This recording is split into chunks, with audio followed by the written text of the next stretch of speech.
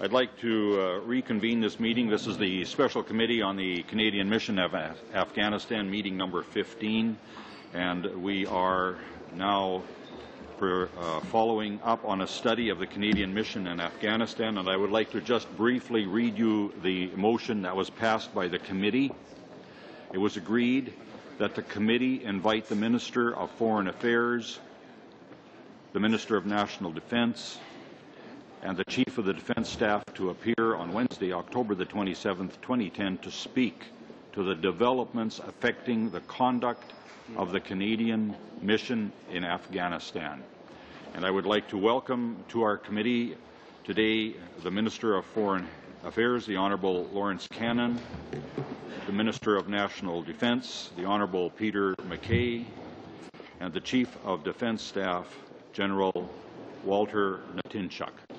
Welcome, gentlemen, and maybe I'll begin on the left with Mr. Cannon. The committee has asked the opening statements maybe not be too long. Normally we give you 10 minutes, but if we could do it in less time, we'd appreciate it because there's a lot of questions for the committee. I'm sorry I couldn't get that message to you in advance, but anytime you're ready, you may go ahead.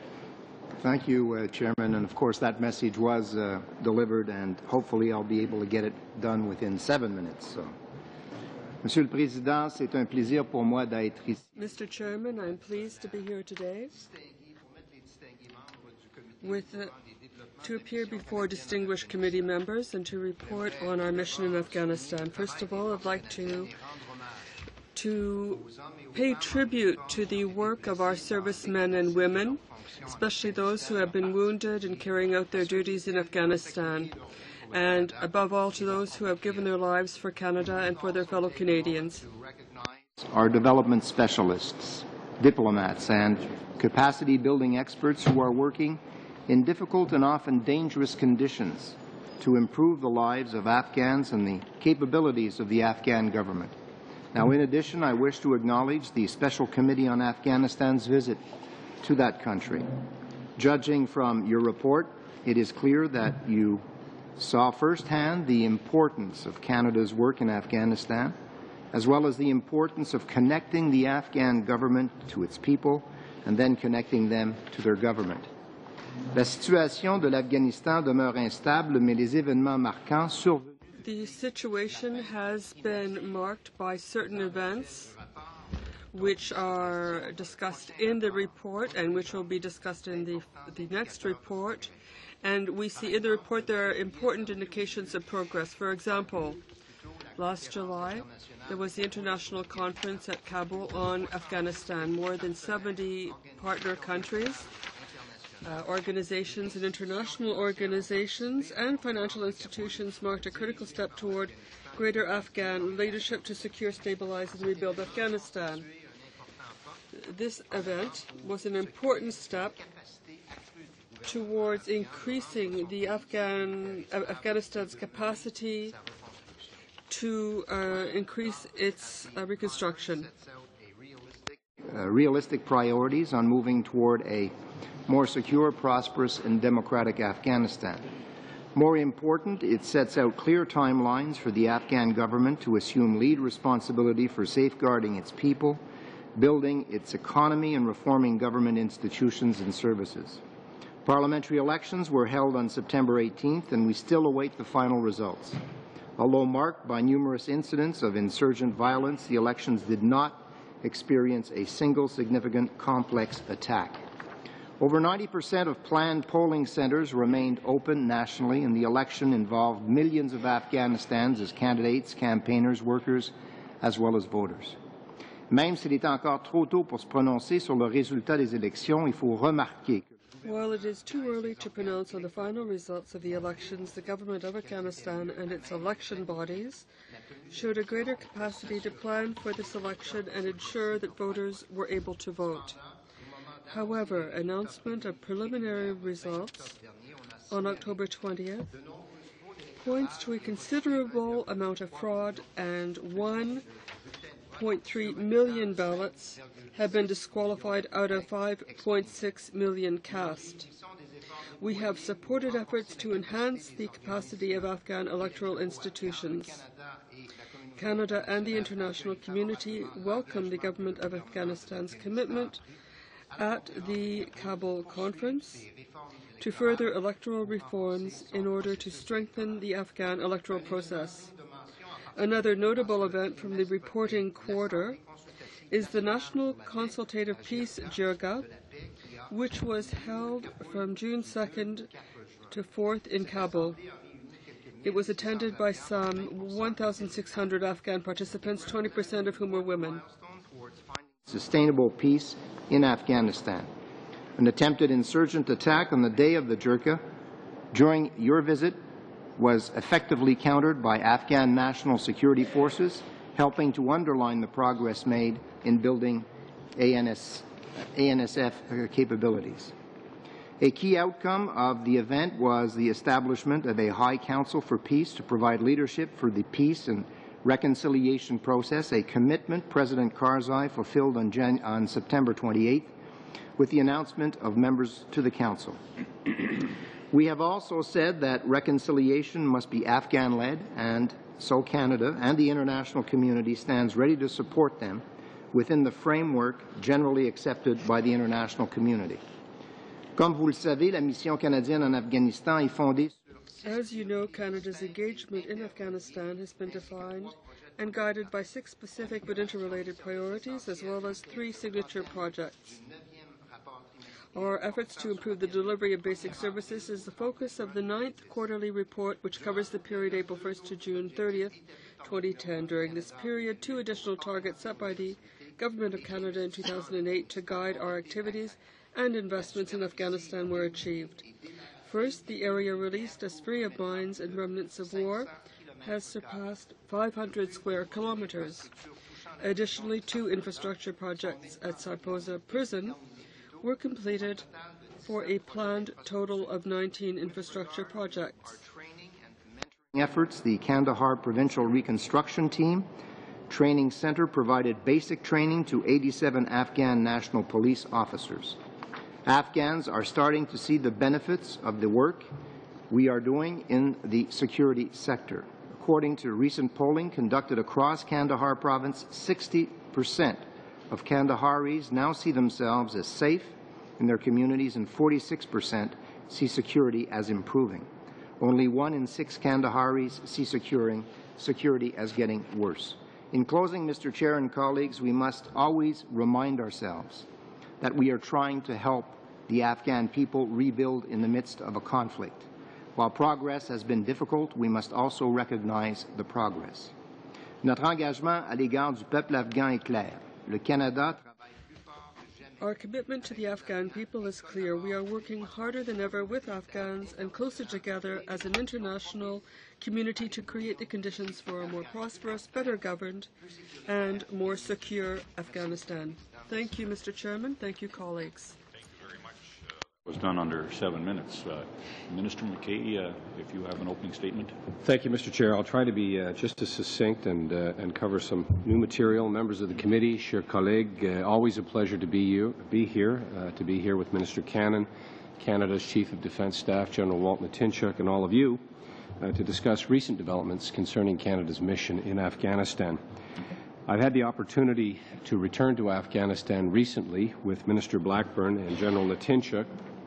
This was a visit that I would describe as extraordinary, remarkable in terms of various areas of progress that we witnessed. And while we were there, perhaps the most noticeable area in which we noted improvement was in the area of training. We visited the Junior Officer Staff Course in Kabul, which is a key component of Canada's efforts to build the capacities of the Afghan National Security Forces, both police and army. We also toured a site where a new Canadian-funded facility is being built to facilitate the course itself. We went to Camp Nathan Smith, our provincial reconstruction team, the PRT, which provides essential training to members of the Afghan police force, correctional services, and the judicial system. This location has literally been the epicenter of Canada's efforts at reconstruction and development, but also a key point for training in the country. On ne peut qu'admirer les efforts qui consacrent l'équipe. the efforts of whole-of-government team to help Afghans build stronger institutions and more effective governance mechanisms are quite admirable.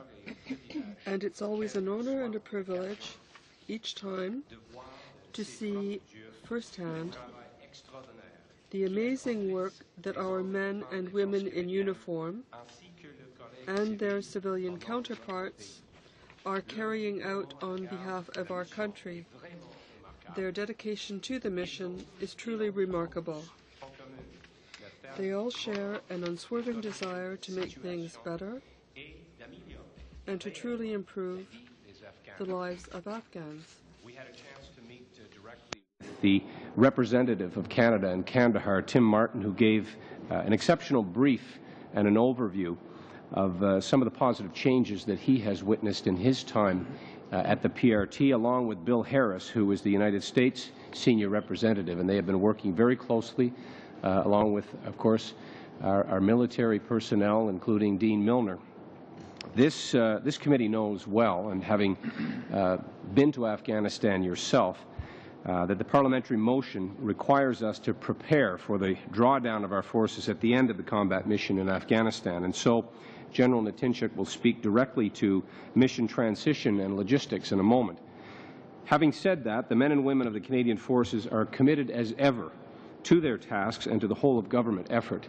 We do have, after all, 9 months ahead of us, and there has been great cooperation, and I would describe it as exceptional motivation witnessed by the forces there. Our mission in Afghanistan is going through a critical phase, and an important development, I should say important developments can be expected in the coming months. We often hear phrases such as tipping points, leaning forward, front foot, and we are seeing an initiative taken by coalition forces on the ground in Afghanistan, and we heard that from people as high in the chain of command as General Petraeus, but throughout our visit we spoke with senior members of the Canadian Forces and senior Afghans in leadership positions. The Canadian Forces will remain fully engaged in conducting the vital security component of the Afghan mission until July 2011. That's 9 months out, and so crucial work lies ahead, and a lot will be demanded of our men and women in uniform, those currently on rotation and those training to go into theatre. The ISAF mission, the international development efforts, and the government of Afghanistan are increasingly focusing on the training and the mentoring of the Afghan National Security Forces. And as the latest quarterly report on the mission noted, important progress is being achieved in that regard, and I know props are not proper, but I would commend this as good reading for all members of the committee and all Canadians, in fact. This quarterly report sets out in a very straightforward way the progress that has been made, but I'll focus in on the training part. Along with our ISAF partners, we are increasingly concentrating on developing strong and sustainable leadership within the Afghan National Security Forces through our training and mentoring efforts. And by mentoring, I mean shoulder to shoulder with Afghans in the planning, conducting, and completing of important military operations. The Afghan National Army is expanding in size and competence, and more Afghans are expressing their confidence in this key national institution. And anecdotally, we heard of how in many of the villages where Afghan soldiers patrol with the support of Canadian forces, they are getting key information. Key intelligence is being shared with them, which helps to prevent and interrupt and predict Taliban attacks. For example, we are hearing that the Canadian forces are now mentoring a full brigade of 4,500 personnel. This is part of the ANA's 205th Corps and considered one of the most operationally experienced and active brigades of the entire Afghan National Army. So we are working with one of the most professional and competent brigades in the country. A well-led, well-trained, and well-equipped Afghan National Army is essential for the security and ensuring the future of a democratic Afghanistan. The expression that you around the table have probably heard is no training, no transition. This has been an enduring theme in Afghanistan recently and a common refrain. Give them the capacity, give them the professionalism, and they will be able to do what we do. Les opérations en cours qui regroupent fréquemment les forces internationales d'assistance Ongoing operations, often jointly conducted by ISAF, the Canadian forces, and their Afghan counterparts, are seriously disrupting the insurgency. And the size of protected population areas is growing across Kandahar. Minister Cannon and I met with some of our counterparts from NATO countries a little less than 2 weeks ago. We can assure you that there is firm resolve across the alliance and confidence that operations in Afghanistan are going in the right direction. And I would add that our allies and partners are as committed as we are to the success of the mission. Continue to accomplish extraordinary things in Afghanistan. And without sounding perhaps maudlin, I believe that they are a shining example of our generation. And they build on the traditions that our country has committed in the past to bring compassion, constructive engagement, and building security through active military cooperation with countries, but also this whole-of-government approach, which is being emulated, in fact, by other countries. And although the situation in Afghanistan remains complex and challenging and fluid, I believe that we are beginning to see success taking form. And I believe that there is a shared cautious optimism that the Allies and the Afghans are expressing, and we certainly saw tangible evidence of that during our visit. We are members of a select group of countries that are doing a lot of the heavy lifting in this country, something Canadians can be very proud of. And the highest compliment that you can pay to a Canadian soldier is to thank them and to remind them that they are keeping faith with previous generations who have contributed in conflicts in Europe, places like Korea, and around the globe, where Canadian soldiers have distinguished themselves always. So I thank you. I look forward to your questions. Merci, Monsieur le Président. Thank you very much, sir, for also being succinct. Mr. Latinchuk, General Latinchuk, you have the floor. Thank you and good afternoon, Mr. Chair and members of the committee. It's my pleasure to be here with you today. Je vous remercie d'intérêt que vous portez à la mission.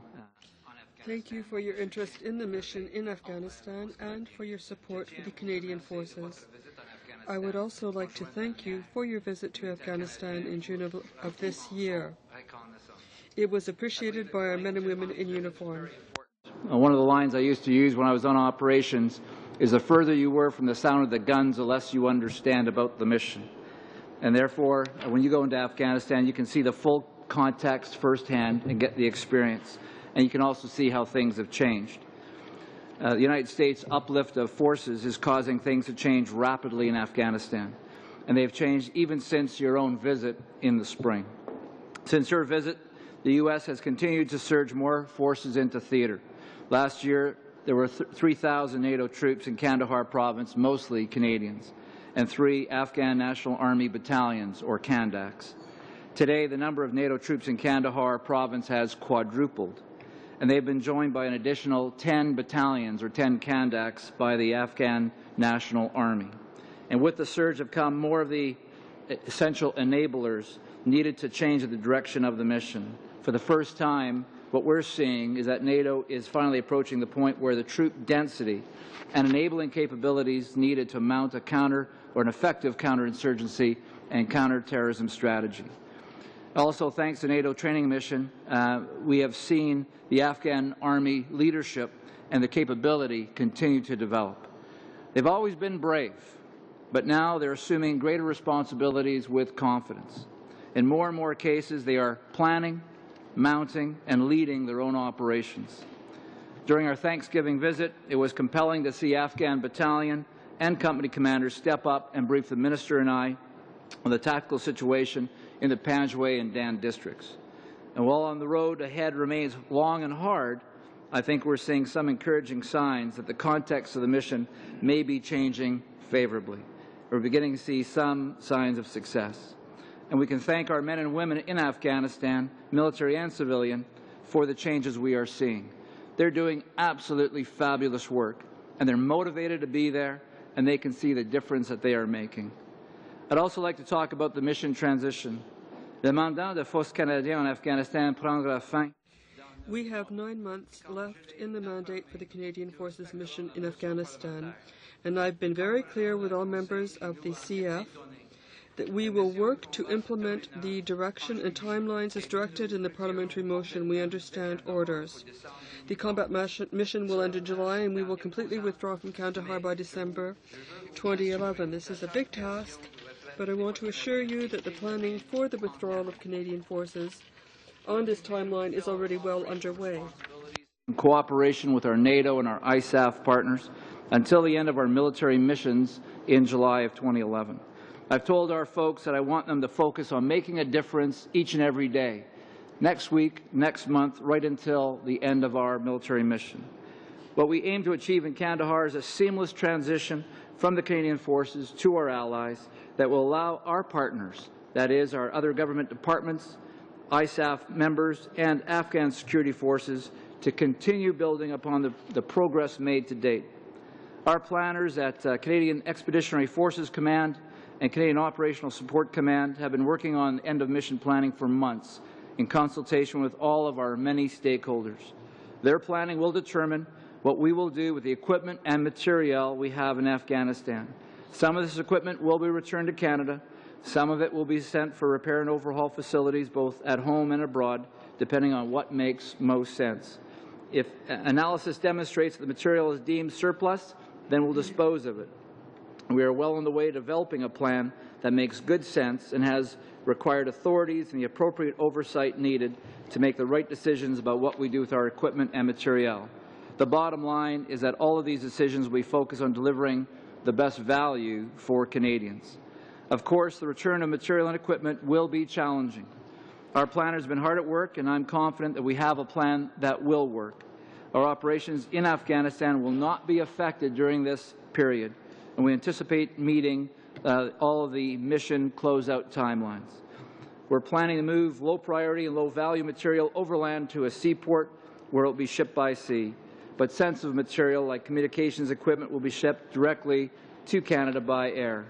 The remainder of our equipment will be transported by air to a processing facility through Europe, where it will be processed, cleaned, and then shipped by sea to Montreal. As we are still in negotiations with prospective partner countries, it would be inappropriate for me to provide more detail until negotiations are concluded. En conclusion, Monsieur le Président, allow me to conclude, Mr. Chair, by stating that none of our current and future basing or logistic considerations changes the fact that I expect the Canadian Forces to continue making progress in our mission right up until July 2011, and we will be ready to respond elsewhere in Canada or the world when so asked by government. Have made an enormous contribution and at the same time great sacrifices in Afghanistan since 2001. For this, we have heard that the government of Afghanistan and the Afghan people, along with their NATO and ISAF partners, have expressed their gratitude. Our men and women in uniform continue to perform outstanding work, and I could not be prouder of them. Thank you. Thank you very much, sir, and I'd like to thank everyone for their opening statements. The first round of questions for all the parties is 10 minutes long, and I understand the Liberal Party, Mr. Ray, you're going to be splitting your time with Mr. Wilford. You may go ahead. That's correct, Mr. Chairman. Thank you. First of all, let me start.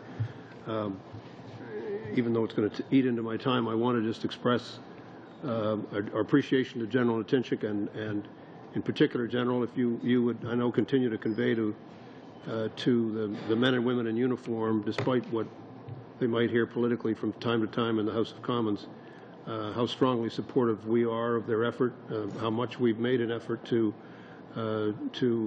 bear witness to their sense of sacrifice, and how proud we all are as Canadians.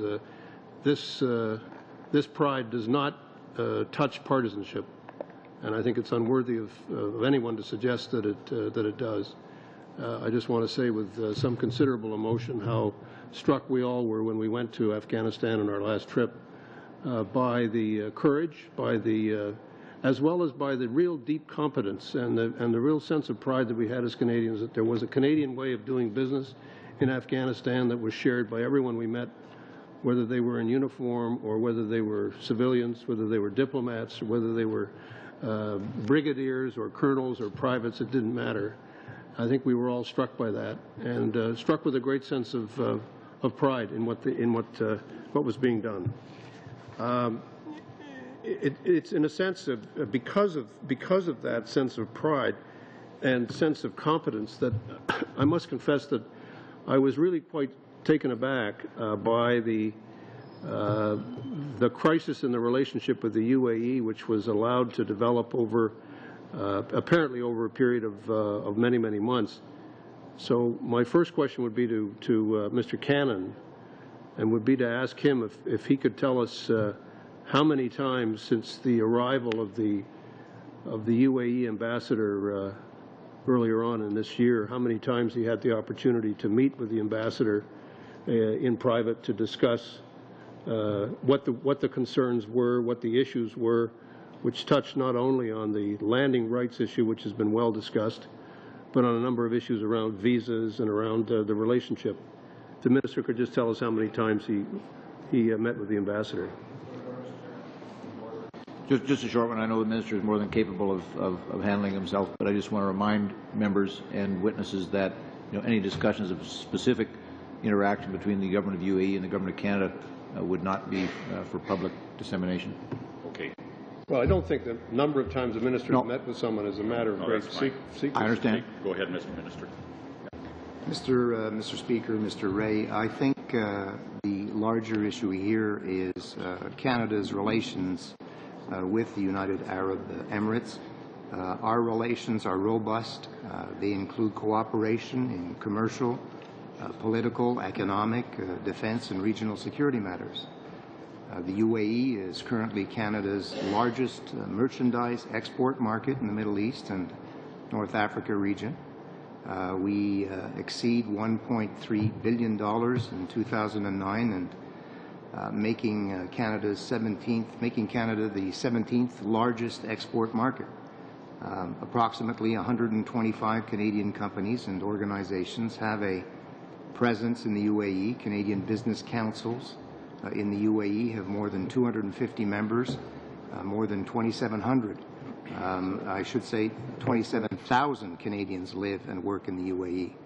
I have spoken, Mr. Ray, if you want to listen, please. I've spoken to my counterpart, and we agreed that the bilateral relations should remain strong and shouldn't be put into risk.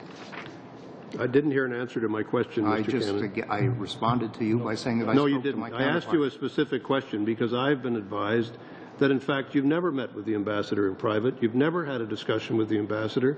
There's been no discussion that's taken place at that senior level. And when I heard that, I couldn't believe it. And I'm asking you if that's the case. I'm telling you that I met with his boss, the minister. Is that clear? Well, and I met on numerous occasions. So personally, Mr. Ray, I prefer meeting with the foreign minister, who indeed is the one who is the authority, not the ambassador. Is it your policy? Le chef de la délégation. Je comprends tout à fait. Est-ce que c'est la politique du gouvernement de...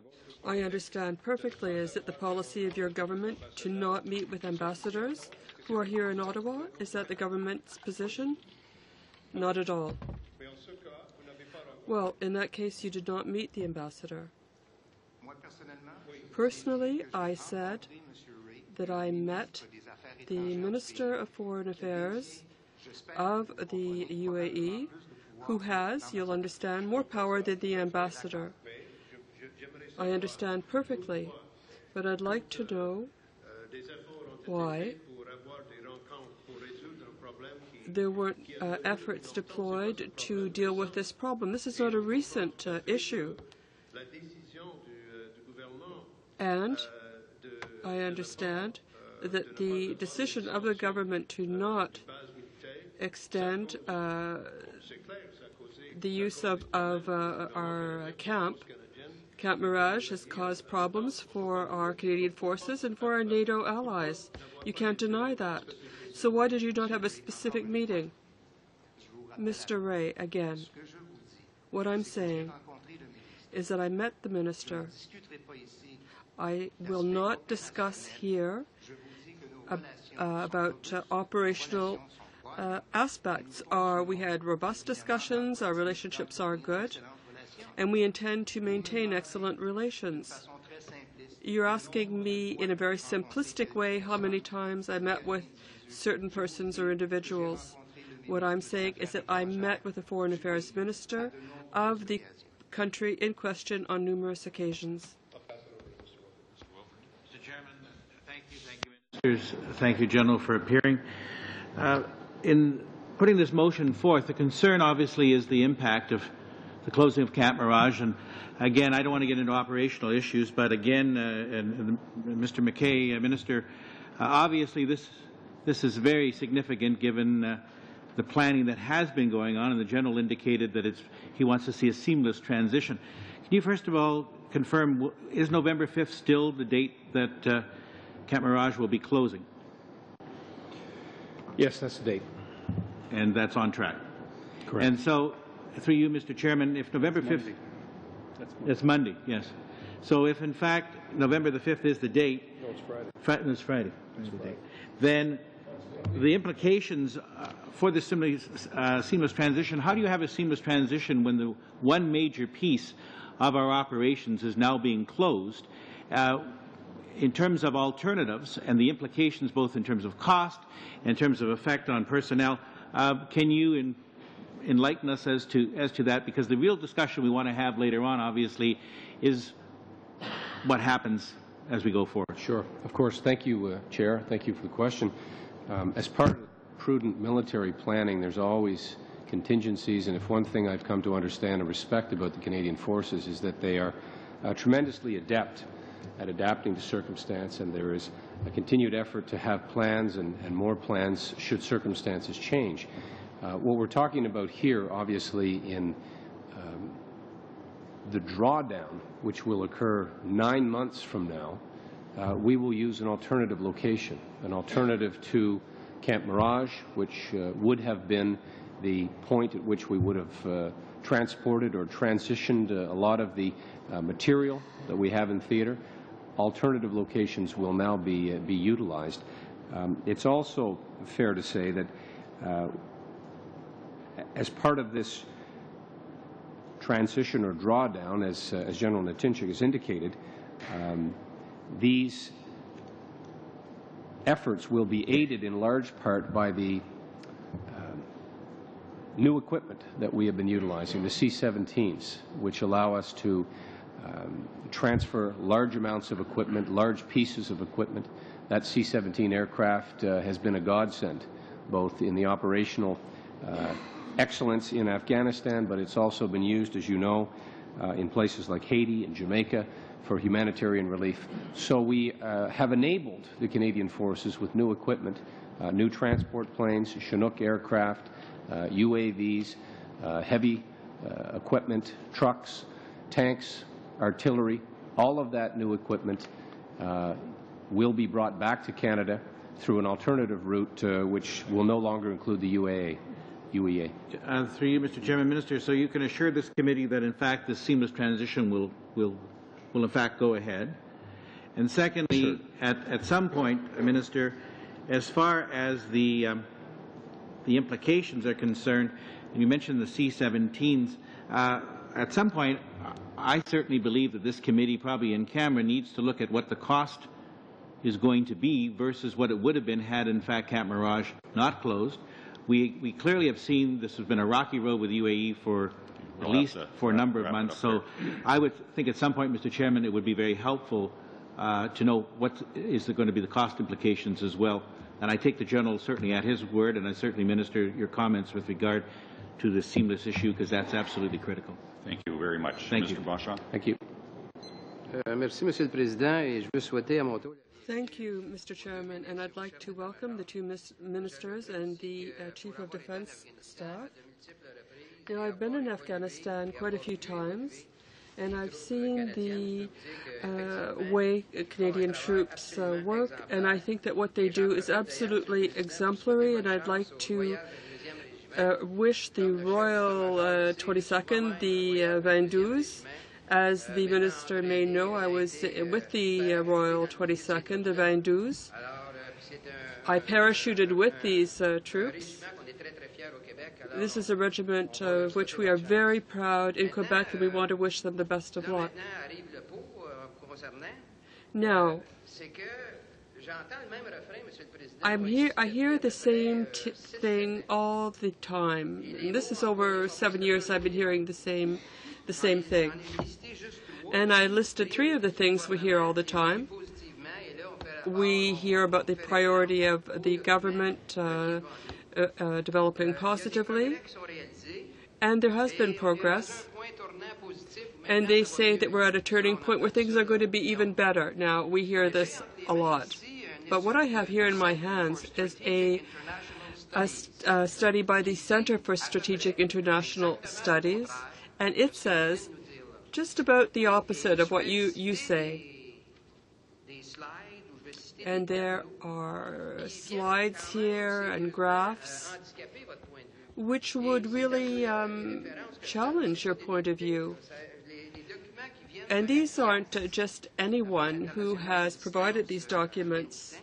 There is an Afghan assistance organization and the Afghan Security Organization on non-governmental bodies. Now, there are about 7 to 8 graphs that I have that say about the opposite of what you're saying. Escalation of war. They talk about explosives, ambushes, etc., are all progressing steeply. It's still progressing. And then there is a graph which talks about the lack of time. And, Mr. Speaker, I don't really have the time here, but we have graphs from 2005, 2007, 2009, where we see that serious incidents, for example, explosions, are increasing in Afghanistan and cover almost all the territory in 2009. And here I see that in 2009 there were all kinds of hotspots in Afghanistan, and this covers a very significant territory.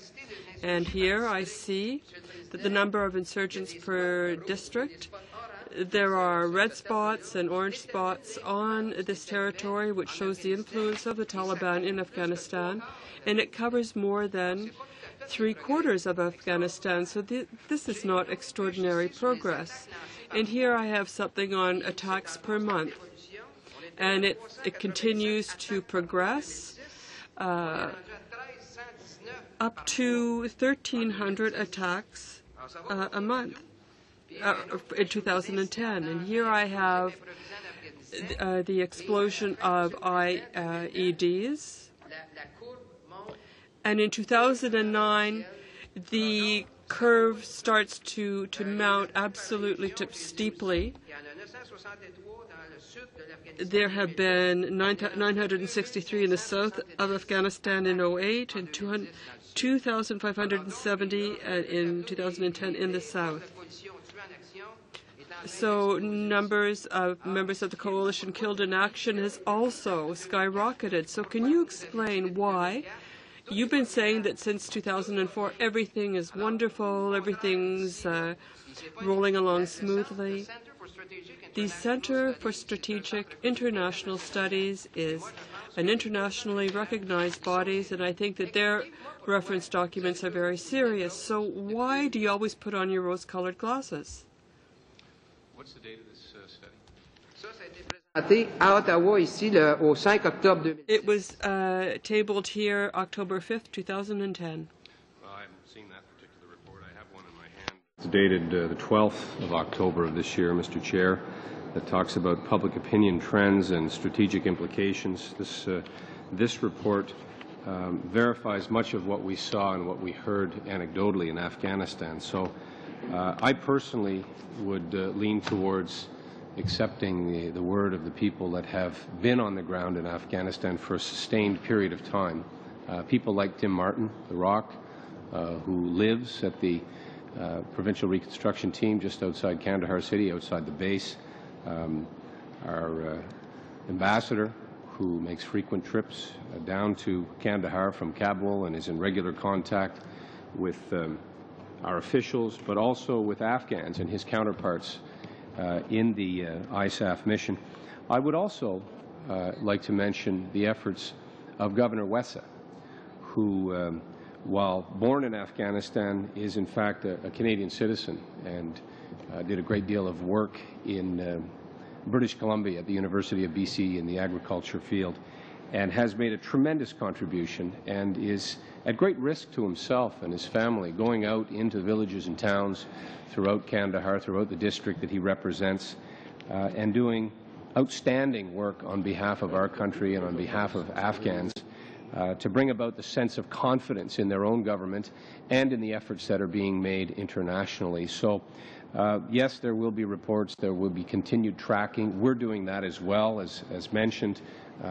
Some of the same subject matter is touched upon in the annual, or I should say the quarterly report that speaks about the Canadian priorities, the priorities that we have identified in immunizing children, in building the infrastructure in Afghanistan, like the Dalla Dam, and the tremendous impact that that has had on regions like the Argham Dab, where we've opened up wadis and allowed water to now flow, where electricity, where the lights are on, literally for the first time in centuries in some cases in villages, where we are seeing work with women in terms of their ability now to start and run their own businesses. Education is starting to flourish in places like the Dan district, where we now see 26 schools operating, and we have to try to mirror that same progress in Panjwai, all of which happens, Mr. Chair, under the umbrella of security provided by brave men and women in uniform from coalition countries. But Canadians can have full confidence that the members of the Canadian Force, in concert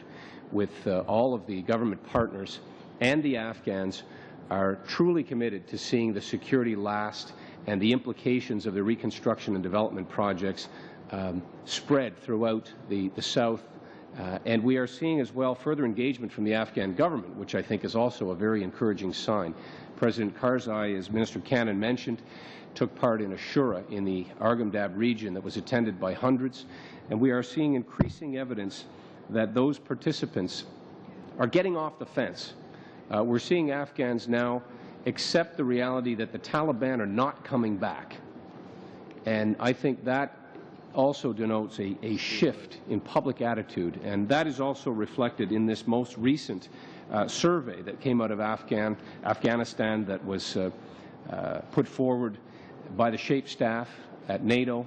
And it notes some very encouraging signs in terms of the public attitude and public confidence in what is happening in Afghanistan. So I tend to perhaps see the glass half full. My friend may prefer the other approach. But I know that the efforts are Herculean. I know that we still have work to do.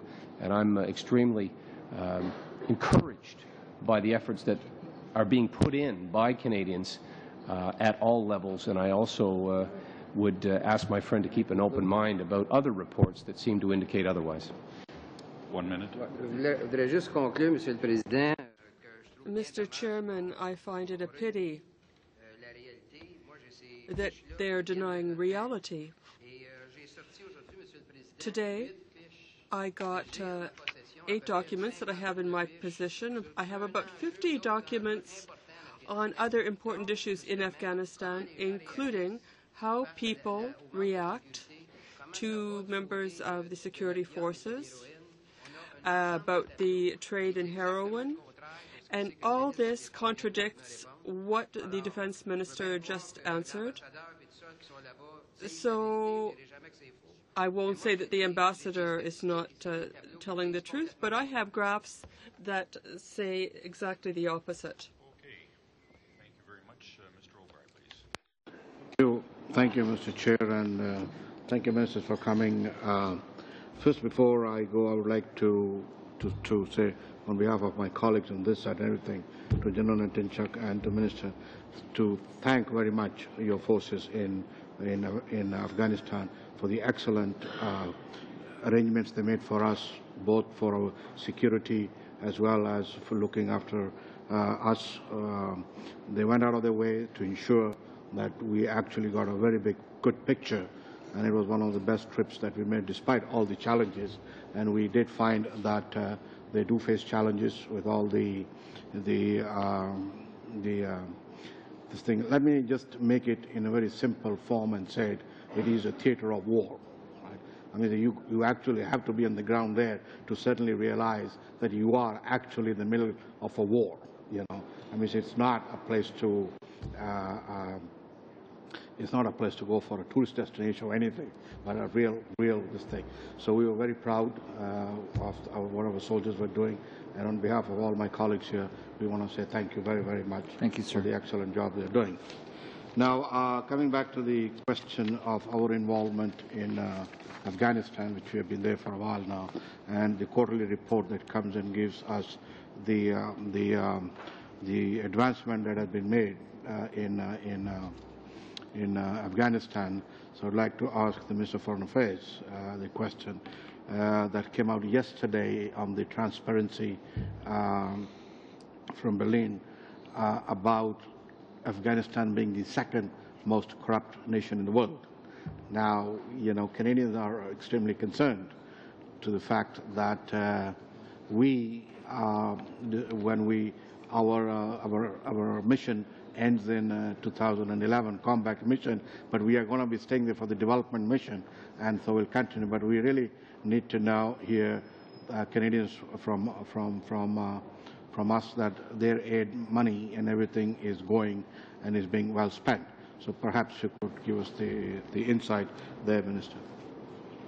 Well, I think in terms of accountability and transparency, colleague, obviously these quarterly reports help to understand where the Canadian dollars are being spent and on what they are being spent. My colleague referred to the progress that has been made in terms of our signature projects, whether it be the Dalai Dam or polio eradication. And incidentally, if one looks at the report, you will rapidly see that on those two fronts there has been enormous progress. There's been progress as well in terms of completing and building schools so that young women can go back indeed to education.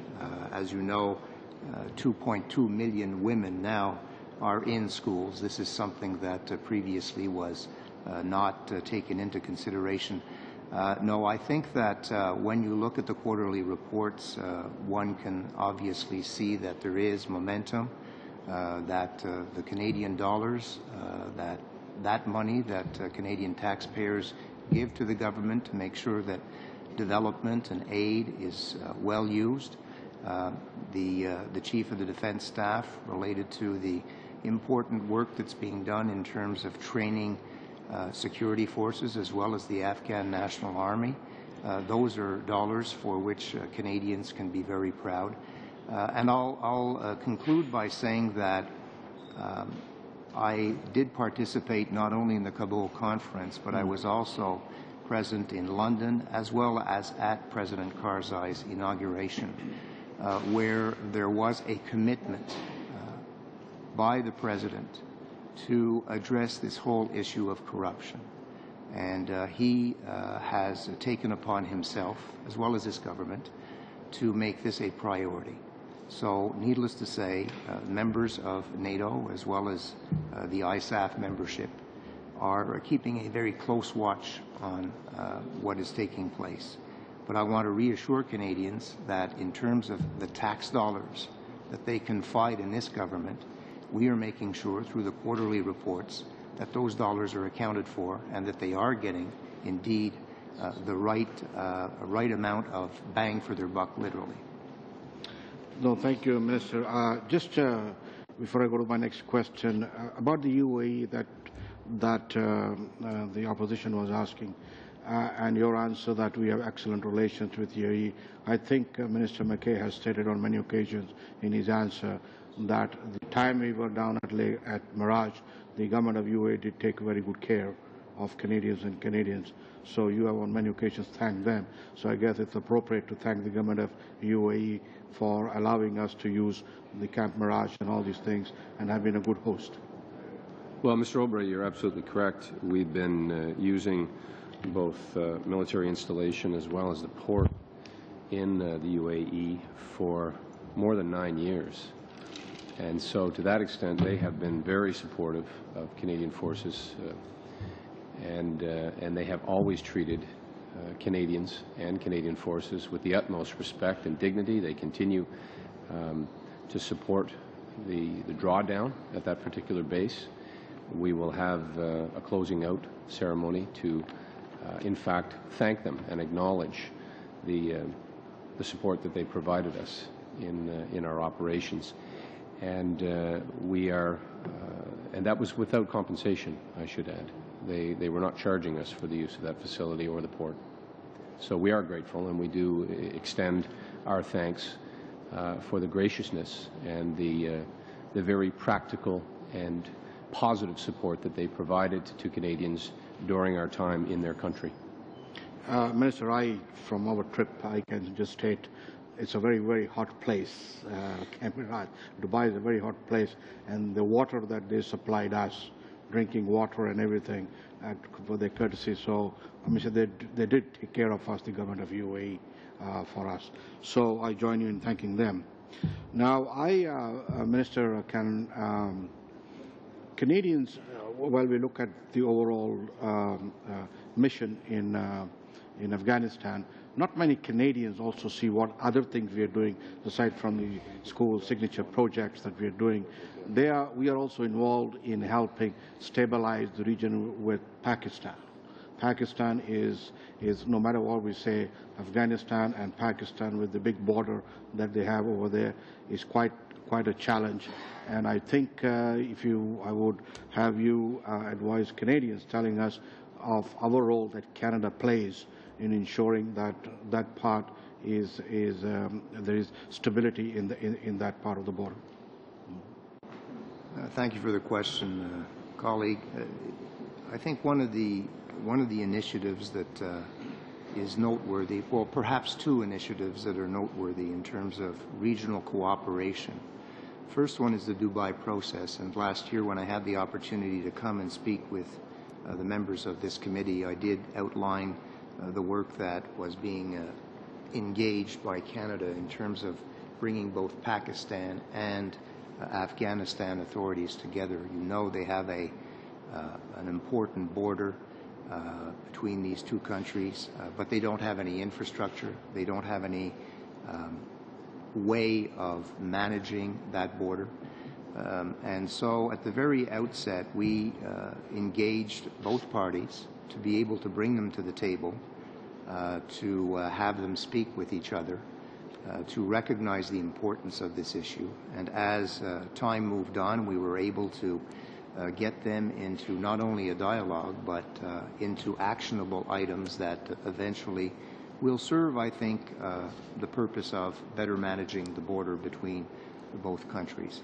As well, one of the initiatives that stemmed from the G8 foreign ministers meeting that took place in the month of March here was the Afghan-Pakistan Border Prosperity Initiative.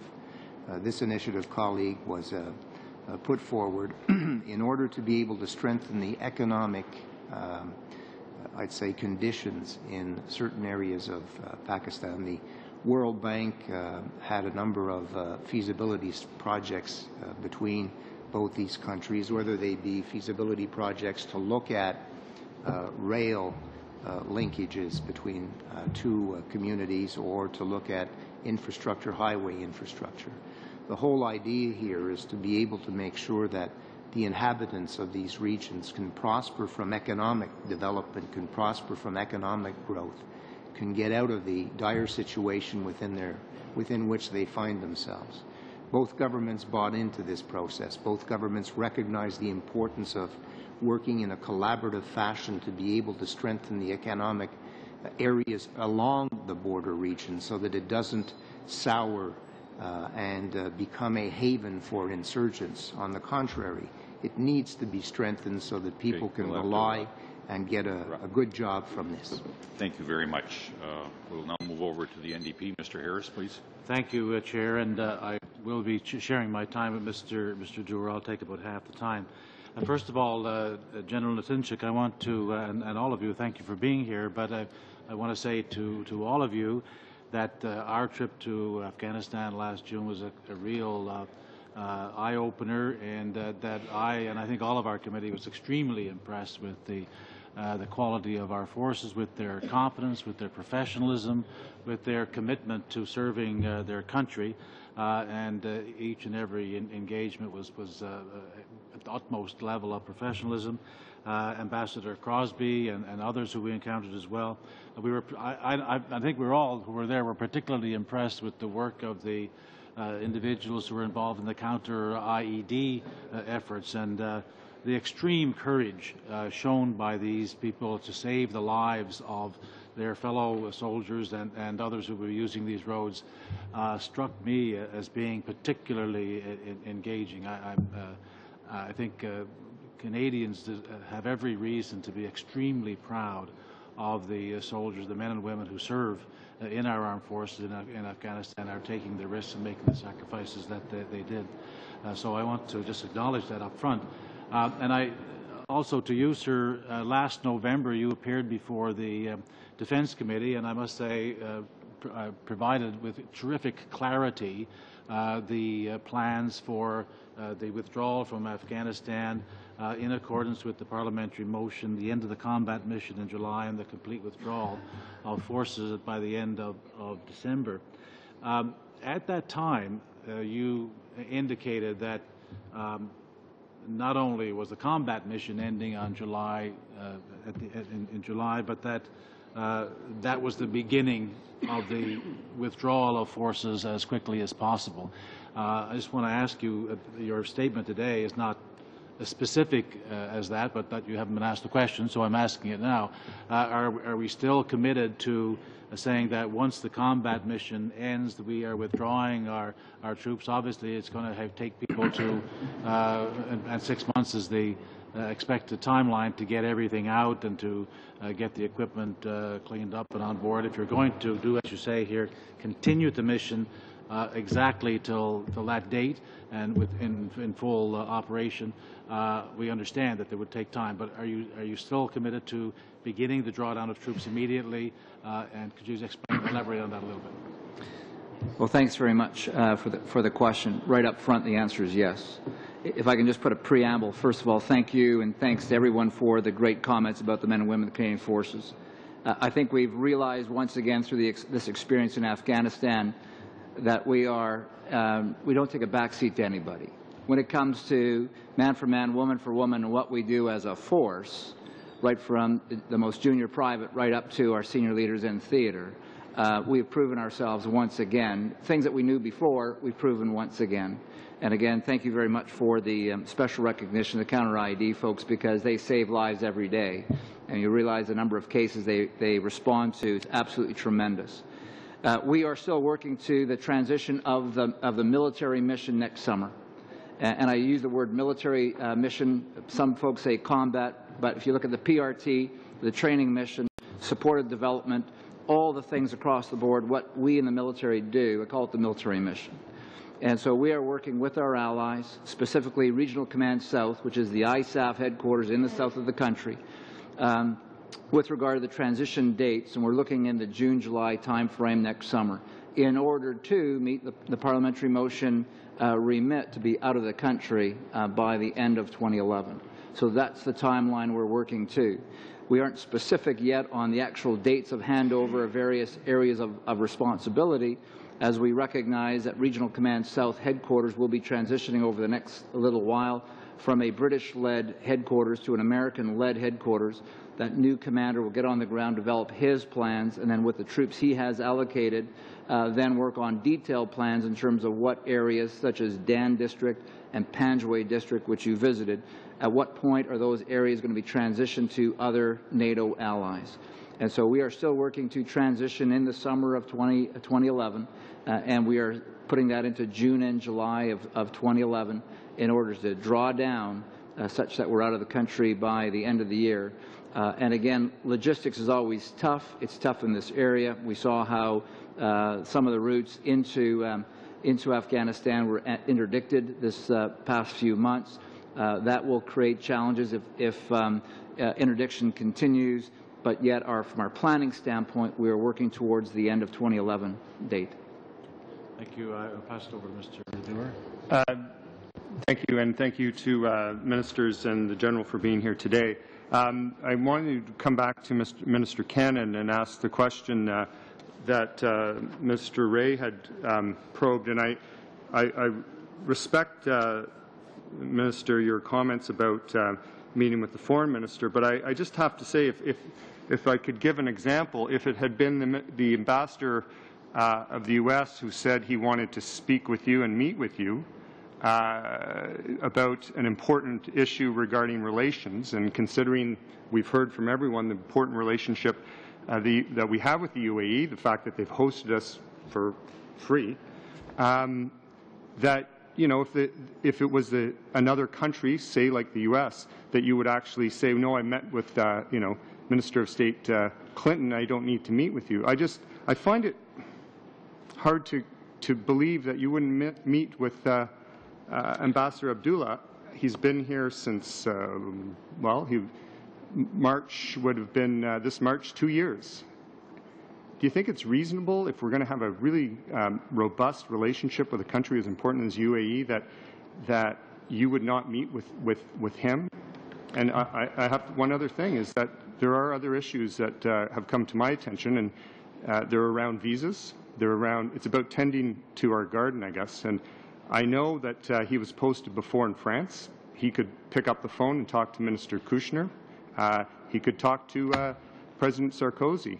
But when he comes here, for some reason, there's no one on the other end of the line. I need to understand why that treatment with someone as important as the ambassador would be satisfactory.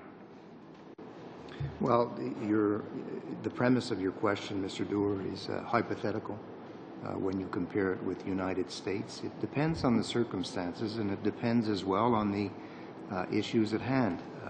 You're talking about high-level relations, diplomatic relations with the UAE. I engage with my counterpart on the specifics of those kinds of discussions. Depending, of course, on the nature of what needs to be discussed and how we engage with the diplomatic corps. I meet the diplomatic corps on a regular basis here, but you're drilling down and wanted to find out whether or not on this specific issue I raised it with the ambassador. No, I didn't raise it with the ambassador. I discussed this issue with the foreign minister. But I guess my question is, how could you raise it with the ambassador if you haven't met with the ambassador? And Mr. Doer, I didn't meet with the ambassador because there was no need to meet with the ambassador on this issue. I reiterate, I discussed these issues with the foreign minister. But I mean, on a regular basis, there are issues that come up. There are issues that got obviously that's why, out of hand for you, and one of them was us being able to be hosted by the UAE, along with visa issues and other issues that clearly you need to deal with the ambassador on. I find it surprising and actually astonishing that you wouldn't meet with the ambassador. I just don't understand that, Minister. Well, I think, Mr. Doer, you have to be able to recognize that the issues that are raised, depending on the level of the issues, in certain cases, if they're visas, they can be handled by the Minister of Immigration and his people. Generally speaking, the ambassadors know full well who they need to address themselves to. So I'm coming back to my first response. It depends on the issues that are raised. And when requests are made to meet with me, we evaluate them, and in some circumstances, I will be pleased to meet with the ambassador. In other circumstances, officials in my department can meet with them. It all depends on the level of importance. It's a simple. Stop cutting me off. I'm not. You're cutting me off. I've heard you clearly. Okay, no, well, continue. Then. Well, it's just that it's a simple courtesy to actually receive ambassadors. It's a simple courtesy. It's a Canadian way, and I guess if you're not able to receive ambassadors, it's very difficult to deal with problems that we have. Don't be so ridiculous, Mr. Doer. I meet ambassadors on a regular basis. Well, not this one for some reason. Why not? I meet ambassadors on a regular basis, Mr. Doer. But you didn't meet with this one. Mr. Doer, I am telling you that depending on the issues that are raised, okay, thank you very much. We discuss these issues. Now, Mr. Ray, for instance, when he was Premier of the province of Ontario, and he dealt with the province of Quebec. I know he spoke with Mr. Bourassa. I know that personally. He didn't deal with the minister. He didn't deal with another one. He's dealt directly with the premiers. On a point of order, Mr. Chairman. On a point of order, on a point of fact, Mr. Cannon is referring to my role as Premier, and who did I meet with? I met with several ministers in the Quebec cabinet. Gérard Tremblay, j'ai rencontré, j'ai parlé avec lui souvent. I met with Gérard Tremblay and I talked to him a great deal. You're wrong, Minister. This is the Conservative incompetence. We're going to go over to Mr. Hahn now, please. Thank you, Mr. Chair, and thank you to the witnesses. And I'll try to stick to current events. Through you, Mr. Chair, to General Natinchuk, and back to what Mr. Bichon talked about, quoting some statistics. I think it's important that we not just quote simple statistics, but understand what's behind the statistics. How much of an impact, we talked about increased IED events, increased attacks and so on. What impact is the fact that we've got 4 times as many Allied troops on the ground in Kandahar and 10 Kandaks on the ground in Kandahar and tens of thousands of American troops in other areas of the country? How much of an impact does that have on the number of those kind of incidents, because we're simply taking it to the Taliban more? I think this is the fundamental issue. When we had just the Task Force Kandahar, only Canadians, and even before the arrival of the 1st U.S. Battalion, we were in a very small, concentrated areas. Many of you were visited some of the various camps. In Camp Wilson, just west of Kandahar, we used to have about 250 soldiers. There are in excess of 3,000 soldiers in that camp right now, and they are patrolling all throughout the whole western area of Kandahar down to Zari district. And again, what they're doing is not only removing the Taliban from the area, but then they're staying. And that has obviously increased the number of statistics in terms of IEDs, found IED hits, and IEDs cleared. This is a fundamental issue, is that you need to have enough sufficient troop density in order to hold ground. And what we've seen now is that the addition of the 12,000 U.S. forces, but really significantly the additional 10 Kandaks or 10 battalions of Afghan army, plus the advent of more capable Afghan police, are having a dramatic effect in terms of what's happening on the ground. In the short term, it will be manifested through increases in violence rates. And I still remember a visit earlier in the year when I brought this up to attention of other ambassadors, and their comment was, well, when the troops hit the Normandy beaches, violence went up in France. Yeah. The fact is, when you put in that number of soldiers, you are going to have a significant level of kinetic activity on the ground. But at the same time, and through open sources that I know you're all reading, the number of Taliban fighters who have been removed from the battlefield, and very significantly, Taliban leaders who've been removed from the battlefield, not only by the troop density, but also all the other essential intelligence and surveillance enablers that are allowing the soldiers to be smart, to be precise, to be surgical. From our standpoint, if we can do a mission without firing a shot, that's success. And the reality is that is having a significant effect on the ground. And again, I would look to Dan District, and I know we've testified here before. Dan District, just south of Kandahar, we talked about a model village a year and a half ago. And again, we had to fight to move into Dan District. But working with a very capable district leader and funneling development aid, again, through our DFATE and CETA colleagues, through that district leader, and enabling him to demonstrate leadership, Dan District is now advanced far beyond many other districts in the area. And that's where the minister mentioned 26 schools. 2 years ago, there were no schools. This year is 26 schools. But that's because they have the density of forces. Panjwai is the same way now. But it's because of the density of forces on the ground. And that's why what we saw was a significant change of context. Thank you very much. And through you, Mr. Chair, to Minister Cannon, I'd like to go back to the election, because a free election is something that is obviously an indication of progress. 1.3 million votes were disallowed. That's a dramatic number. But is it a sign of progress that they actually have a mechanism in place to do that properly? And even with those 1.3 million votes disallowed, their turnout rate was 38.5%. We just had municipal elections in a number of provinces. In Edmonton, our turnout was 34%, and nobody was getting shot at. So would you call it a glass half full or a glass half empty? Well, I think, colleague, before making that final determination, we need to await the final results, and certainly we look to the Afghan electoral institutions to be able to address the challenges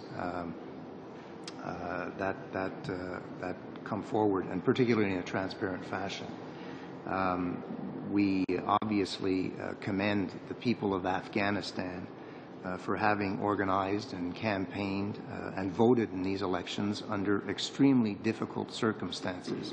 I know not of very many countries on the planet that have elections and that have people go and vote in the elections under military combat conditions. So they are indeed building these institutions.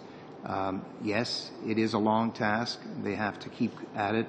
We will wait to see the final results, but I think that from preliminary analysis, we're quite pleased with the direction this is taking. Thank you very much, Monsieur Dion. Merci, Monsieur le Président. Thank you, Mr. Chairman. One of my first interventions in this committee, I would like to take the opportunity to join myself to everything that my colleagues have said, General, about the professionalism and the courage of our troops. We may be very proud of them, and I have said that many times, but I didn't want to miss the opportunity to repeat it. But as a rookie in this committee, I'm also very, very puzzled by what I have heard. If our relationship, as the government side has said, with the UAE is excellent, what it would be if it was not excellent. I cannot believe that anyone's here find trivial the fact that we have this expulsion from Camp Mirage a few months before the end of our mission. If a friend did us that, reasons must exist. Et ces raisons, Monsieur le Ministre, doivent être importantes. And Mr. Minister, the reasons for this must be significant ones. You say that you meet with ambassadors when it's important. Well, if this isn't important, what is? Well, in fact, Mr. Dion, I would remind you that while I was speaking, I said that we have excellent relations, robust relations with the UAE, and it's quite normal. This is an important partner for us. And as my colleague said, I'm not going to comment on operational components, but we do take Canada's interests very seriously, and there was an offer to Canada, but it was one we did not judge to be in the best interests of Canadians. Well, the reason for this agreement, it didn't have to do with what was going on in Afghanistan or operational issues in Afghanistan. It had to do with the right to land in Canada. And you were rather defending the position of Air Canada, and there were other reasons, matters of visas, etc. These things don't have anything to do with operational issues. Well, Mr. Dion, that's what you're saying. For my part, I will simply say that what was done, what was offered to Canada, was not something we judged to be in the best interest of Canada. Well, sir, if there were operational issues, can you tell me what they were? Mr. Dion, I will not discuss negotiations that the Government of Canada has undertaken with the UAE. This would not be in the best interests of Canadians. Were there considerations having to do with granting landing rights? I confirm nothing and I deny nothing. If it wasn't for military reasons, why won't you talk about it? Well, as I said to you, I do not intend to begin discussing negotiations that Canada is undertaking with other countries. Well, talking about negotiations, before the end of our agreement, before our agreement with Camp Mirage, about Camp Mirage came to an end, did things change? Were there changes? Was this a fait accompli once the agreement came to an end, or were there negotiations? Well, the CDF, who leads our troops, pointed out that there were transfer procedures that were well underway and that we had met our objectives in this area. Well, if there were no more negotiations, if there are no more negotiations, can you tell us if there were any military operational issues involved? I won't discuss it if it's not in the best interests of Canadians. Mr. Dion's question. So you're saying this has nothing to do with military issues or operational issues? What I will say is this is something that wasn't in the best interests of Canada, so we did not pursue negotiations. And you did not meet with the ambassador of the UAE? Well, he was not the one who was designated as negotiator. He was not the Minister of Foreign Affairs. You said something quite bizarre earlier. Mr. Chair, General Tinchuk, as civilians, we very seldom have the opportunity to see Canadian forces in action, and this committee, as you know, was there in June. And I just want to reiterate what a lot of my colleagues have said here. We saw these very professional troops making a real difference for the lives of the people of Afghanistan, the peace and security of the region, and thereby the peace and security of the whole world, including our own borders.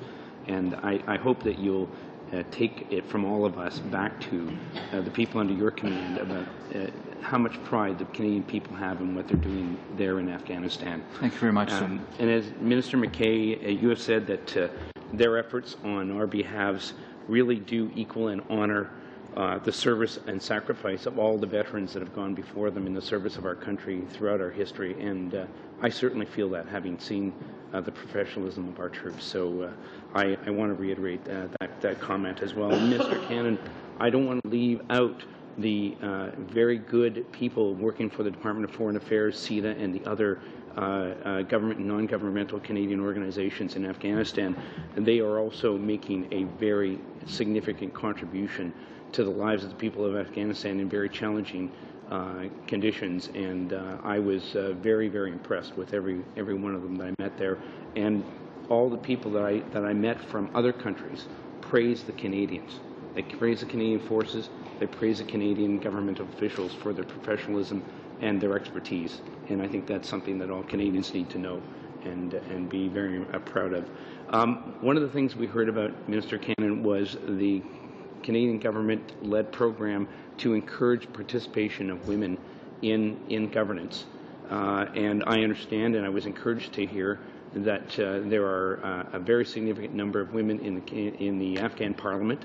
And I was wondering if you could comment a little bit more on that and on the political situation in Afghanistan more generally.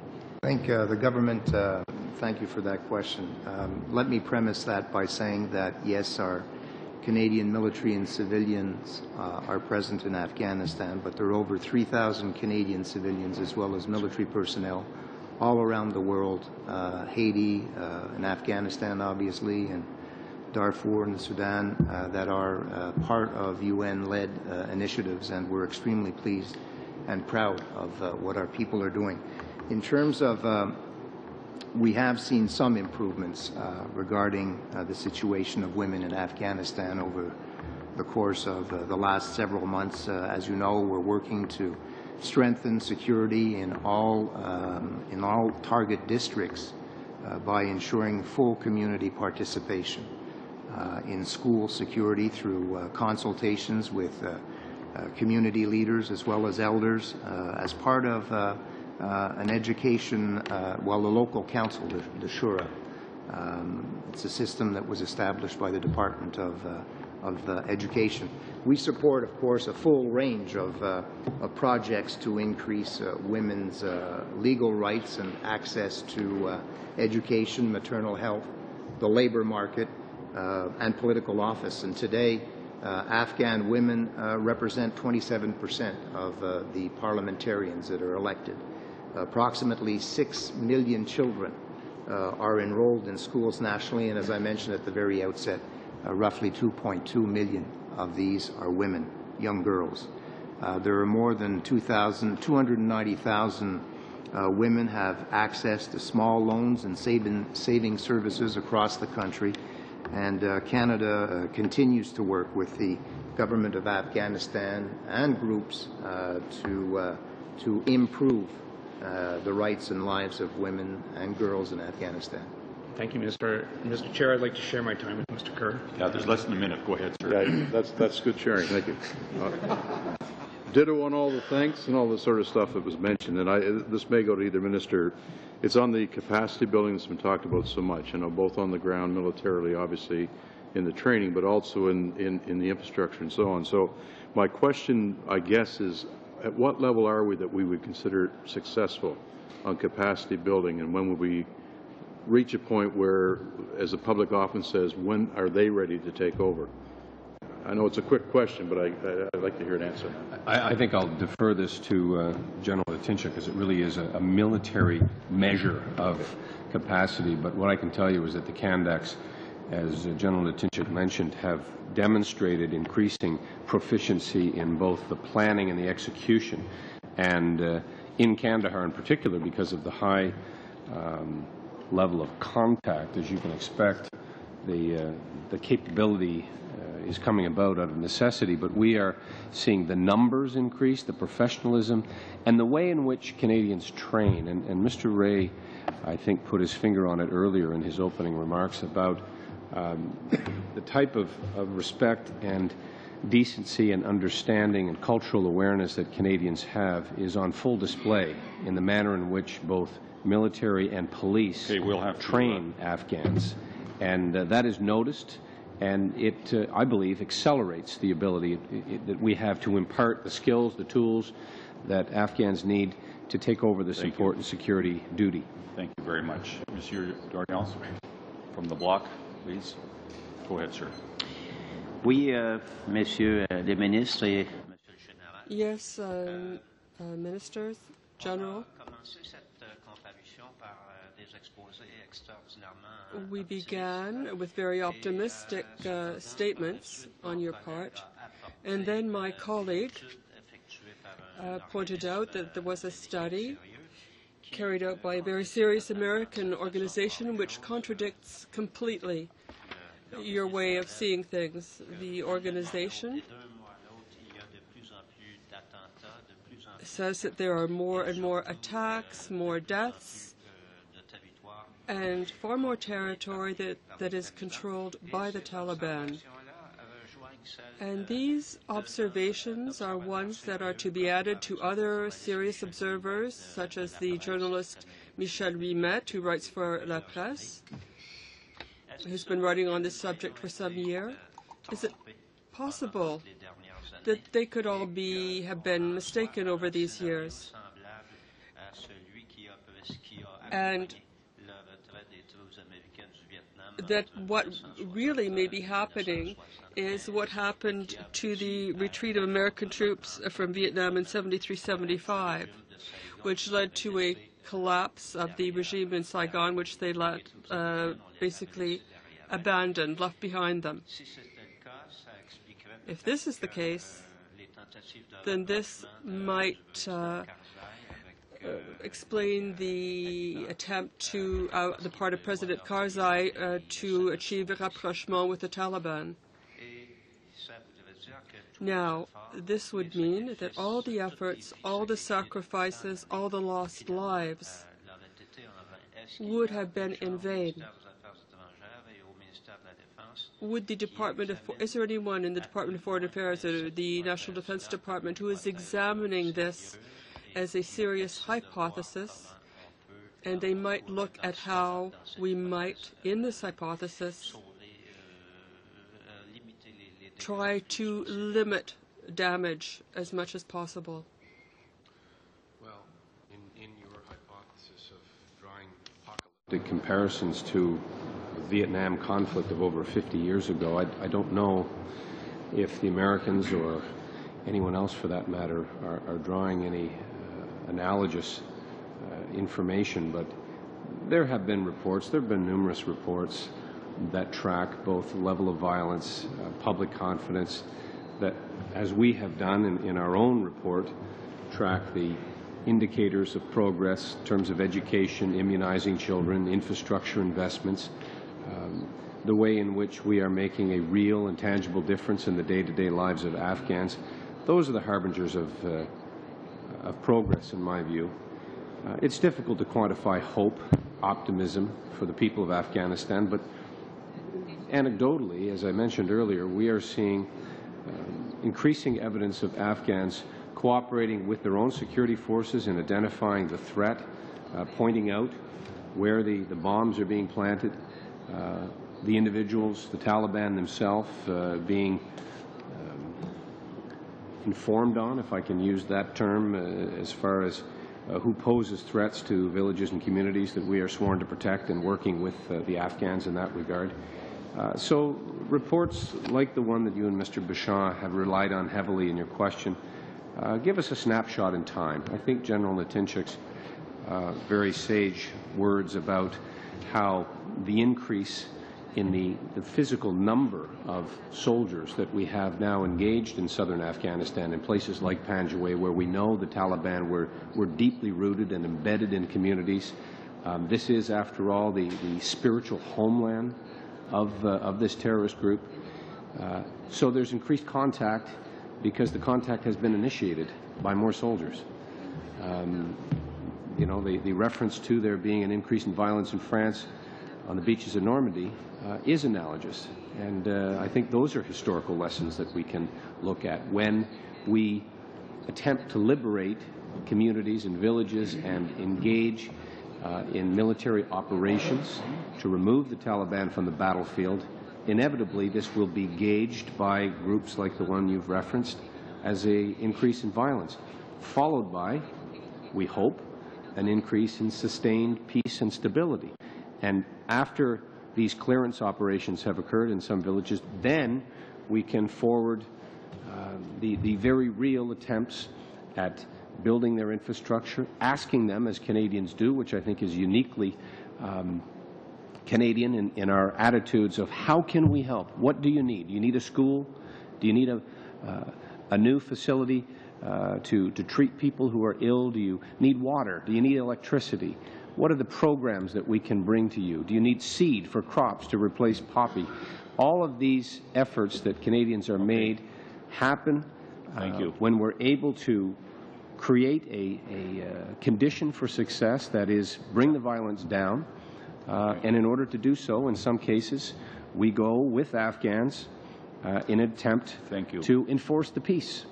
That's exactly what's happening, particularly in Panjwai. Thank you very much. You have about 1.5 minutes, Mr. Abbott. In 1.5 minutes, I'd like to mention the fact that, in my judgment, that this committee was originally envisioned by Mr. Manley and the others as being one that could actually assist rather than being an inquisition committee, such as has happened an awful lot here today, that we could actually be part of the solution instead of being part of the problem, rather than to be looking forward instead of backwards. So I'd like to open this to the ministers or the general to give the committee very briefly just a couple of suggestions of what you would be looking for if this committee was doing the other half of its job, which it never has done in its whole time that it's been in existence. If we're to do the other half of the job, which is to make suggestions as to where the government could and our armed forces could be going from here, I wonder if you could give us some suggestions of witnesses or ideas. 15 seconds. Okay, order. Does anybody want to just... Let's run out. We would welcome any and all advice that you might have for us at the Department of National Defense. But I want to thank this committee for the work that they do and for the personal interest that all of you take in your traveling to Afghanistan, and most importantly for the very encouraging positive comments that we've heard about the efforts of all Canadians, both those in uniform and those in our civilian capacity. I think all the committee and the staff here are to be commended. You're all part of the same team that we want to project the accurate picture of what's happening in Afghanistan, but also demonstrate the support that I know is there for the nonpartisan important work that we're doing on behalf of Canada. Thank you very much. I'd like to thank Minister Cannon. Thank you, Minister McKay and General Latinchuk. We thank you very much for the valuable information you have given to us. Thank you for coming to our committee. This meeting stands adjourned.